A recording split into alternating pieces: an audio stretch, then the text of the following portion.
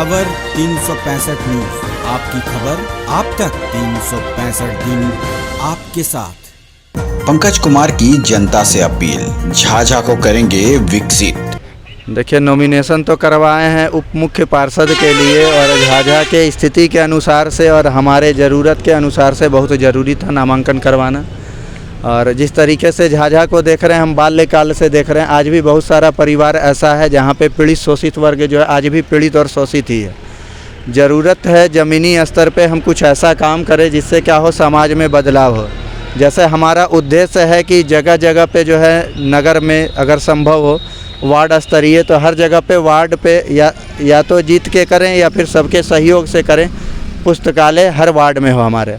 दूसरे क्या है कि आप अगर दूसरी ओर देखिएगा तो झाझा में जहाँ सार्वजनिक शौचालय की बात है, 2-4 शौचालय है भी तो उसका कोई माँ बाप है नहीं।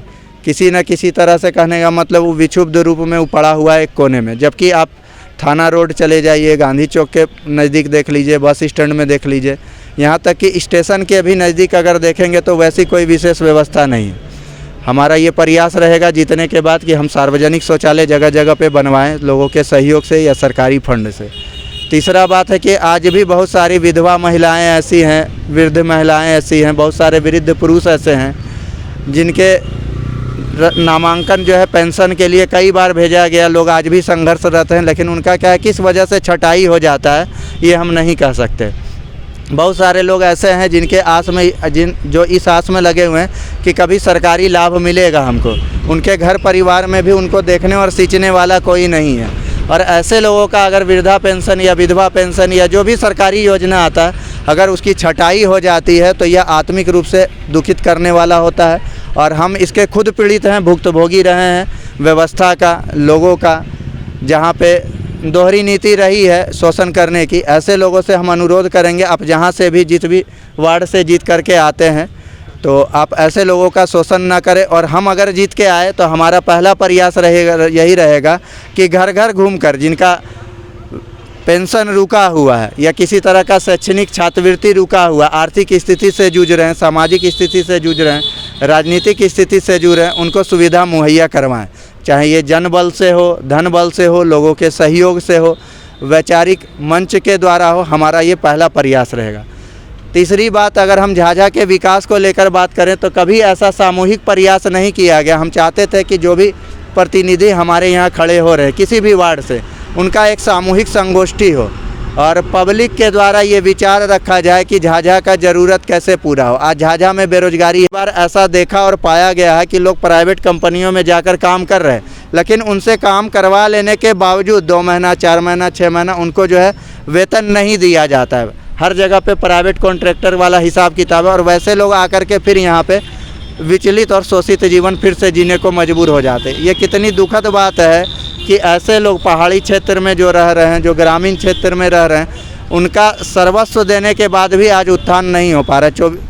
जो अब उनका मेहनताना होता है कई बार वो भी समुचित तरीके से पे नहीं दिया जाता है लोगों के द्वारा। तो ऐसे लोगों के लिए हमारा प्रयास होगा कि हम झाझा को धार्मिक स्थली के रूप में स्थापित करें।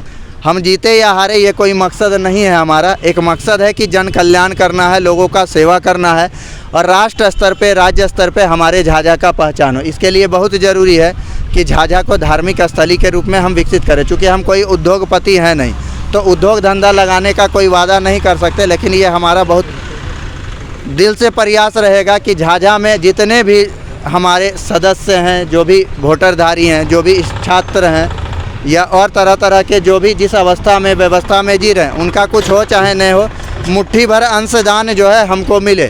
इस मुट्ठी भर अंशदान के माध्यम से एक गुरुकुल चलाना चाहते हैं, झाझा में जो है धार्मिक स्थली का विकास करना चाहते हैं। आज इससे क्या होगा कि जो बाहर की पब्लिक है वो हमारे यहाँ पूजा करने, बाहर से लोग गुरुकुल में अपने बच्चे का नामांकन करवाने आएंगे और इससे क्या होगा कि झाझा में आवागमन का एक सोर्स चालू होगा, जिससे झाझा के लोगों के बीच क्या है कि आर्थिक सहूलियत मिलना चालू होगा। आज हम कमाई झाझा में कर रहे हैं, लेकिन खर्च कर रहे जाके बाबा धाम में, खर्च कर रहे जाके वैष्णो देवी में, खर्च कर रहे जाके अशोक धाम में, खर्च कर रहे वाराणसी में, लेकिन ना वाराणसी से कोई खर्च करने आता है यहाँ, ना देवघर से कोई खर्च करने आता है यहाँ, ना अशोक धाम से कोई खर्च करने आता है यहाँ। हम ऐसे युवाओं से जो झाझा को पर्यटक स्थल जी झाझा को धार्मिक स्थल के रूप में, पर्यटक स्थल के रूप में, तीर्थ स्थल के रूप में विकसित कराने का हमारा ध्येय है। और इसमें हम हाथ जोड़ करके लोगों से निवेदन करते हैं, जीत हार अपनी जगह पे है, लेकिन आर्थिक बल के द्वारा, सामूहिक बल के द्वारा, जनमत के द्वारा मुट्ठी भर अंशदान का हिस्सा जरूर बने और झाझा को विकसित करने में हमारी मदद करें। 365 दिन आपके साथ। अपडेट खबरों को देखने के लिए देखते रहें खबर 365 न्यूज। साथ ही लाइक, शेयर और सब्सक्राइब करना ना भूलें।